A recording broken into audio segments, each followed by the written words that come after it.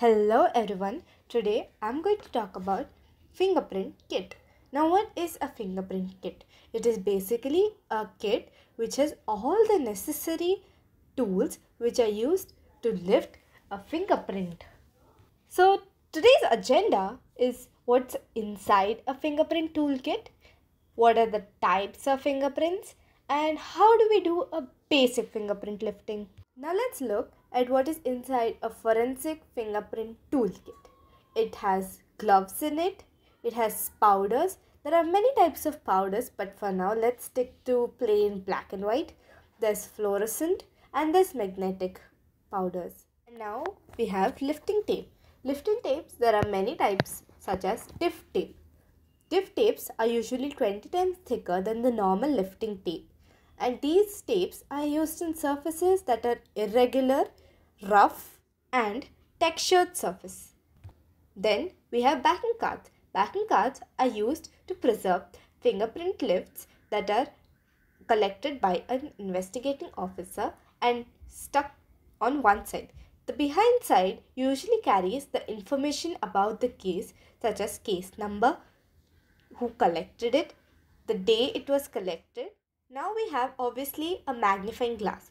Magnifying glass is used to zoom in and see the fingerprint closely. After magnifying glass, we have brushes. The main use of brushes is to make latent prints visible. That is done by collecting a little bit powder onto the brush and then gently dusting the powder onto the surface that is suspected to have a fingerprint. Last but not least, we have a scale. It is used to measure the size of the fingerprint and take the measurements of it. Moving on to the next slide, I shall brief you about some of the most common types of fingerprints.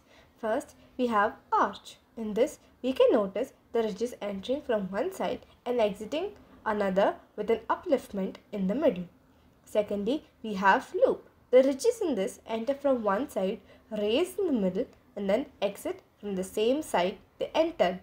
Third, there's whorls. These are concentric circles or spiral patterns. These are most frequently observed fingerprint patterns. Fourth is double loop. In this, two independent loops are opposite in direction but wrapped around with each other.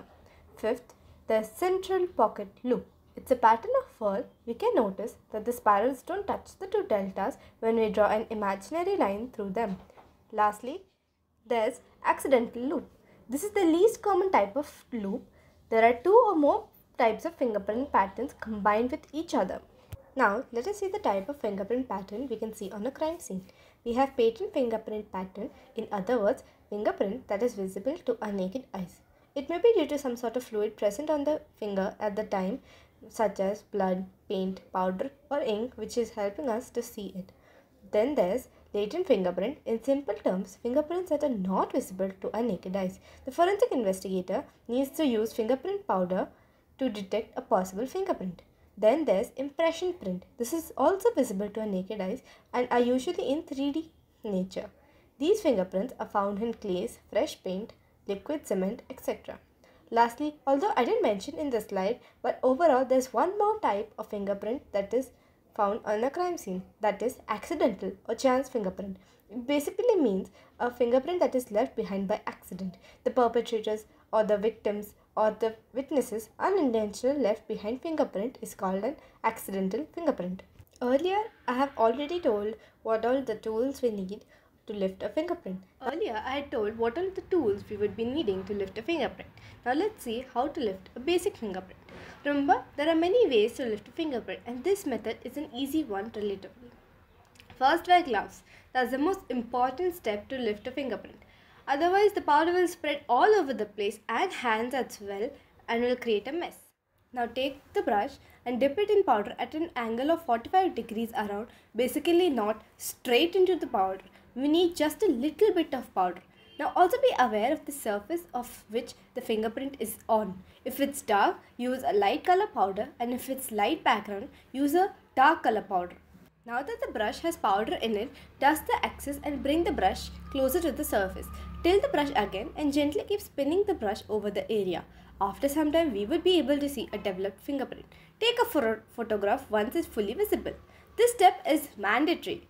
After taking photo, by using a lifting tape, paste it directly over the fingerprint. Press slightly over the tape so that all the dust is stuck to the tape. Then lift it carefully, followed by sticking it to a backing card. Now here are some of the tips to lifting a fingerprint. First of all, wear gloves. Don't forget them. Second, don't use too much powder. Less powder is fine. One can always add a little more. But if it's too much, removal will only make the place messy and chances of losing the fingerprint increases. While dusting the brush on the surface of fingerprint, avoid using it with the tip of the brush. Instead, use the sides of the brush. The tip may distort the fingerprint. And lastly, just as any other evidence collection, write the details on the backing card prior to the sticking tape on.